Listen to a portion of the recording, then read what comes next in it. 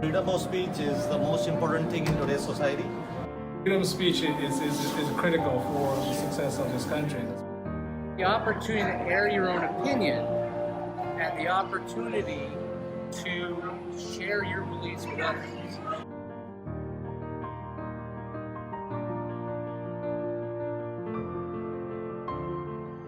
The freedom of speech, which falls under the First Amendment, is arguably our most important right. It allows us to express our feelings without fear of being punished. It allows us to speak out against injustice without being penalized. The foundation of our country revolved around the freedom of speech, and to this day, this right still defines America.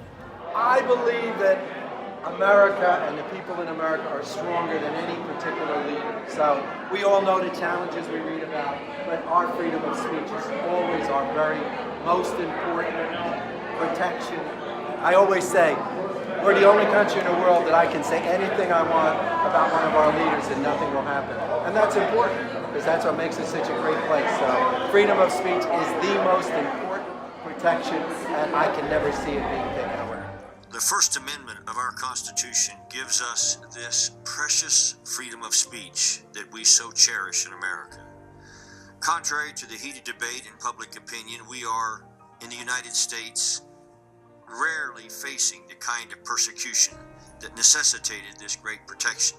Well, for me, I mean, as an elected official, it means everything. It's voicing my opinion for my constituents, but more important, it's just utilizing the right that our soldiers fought for. So you should have the right to say anything that you want to say, as long as it's not hurting anybody else. And you just need to fight for that every day. The fact is, freedom of speech grants all American citizens the liberty to criticize the government and speak their minds without fear of being censored or prosecuted. I strongly believe that people should express what you have in your heart and desire to help other people, and this comes strongly with having a good speech. The freedom of speech is being challenged in today's society.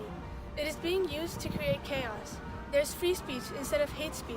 So the question is, where do we draw the line? Free speech is the right to express one's opinions without constraint. Hate speech is speech that attacks a person or group on the basis of attributes, such as race, religion, ethnic origin, national origin, or gender identity.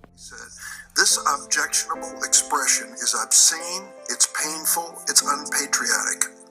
But I believe Americans gave their lives in many wars to make certain all Americans have the right to express themselves, even those who harbor hateful thoughts. Those things are definitely being challenged in today's society because of the current fractured political climate. You have people in positions of power who are baiting different groups and different faith communities against each other. You have people who are calling into question the veracity of the media. People used to say things a certain way is no longer appropriate. So I think in a lot of ways it's a continuing evolution of our language. It's very hard to measure what the impact is of the hate speech that kids see. For example, there's a site that a racist group has that is devoted to Martin Luther King, and if you look at the homepage, it looks like a tribute to Dr. Martin Luther King, but if you drill down, it is a virulently racist site. On the news that in Texas, they're making people sign a piece of paper saying that they will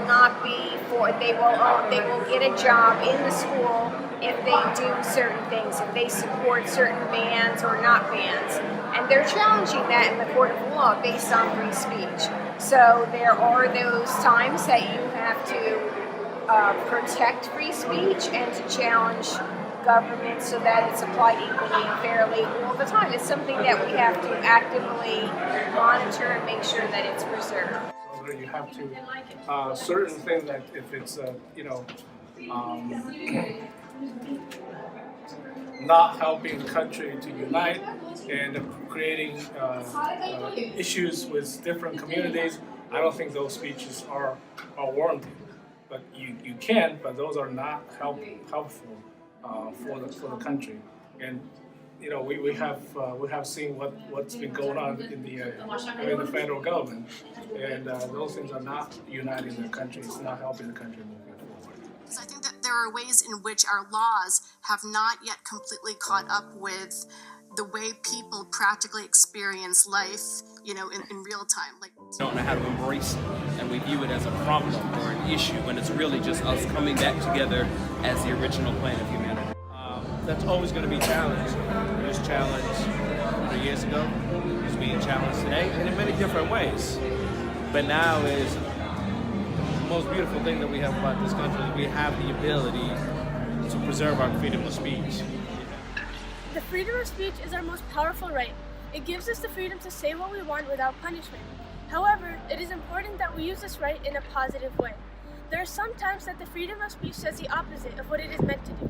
It fractures the unity of America's society. To prevent this, it is important that we